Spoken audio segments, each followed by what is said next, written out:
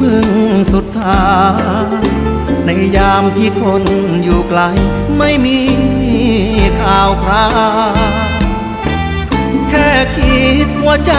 ก็ถึงนั่งซึ้งมองฟ้าพื้นเก่าวาดภาพเธอบนเมฆขาวในยามที่เราจากลาลายฝันที่เคยวาดไว้ยิ่งไปยิ่งไกลเหลือเกินยามที่สองเราห่างเหินกลัวลืมสัญญางานหนักอยากพักชั่วคราวหอบใจเงาหน้าลักลอบออกจากเมืองฟ้า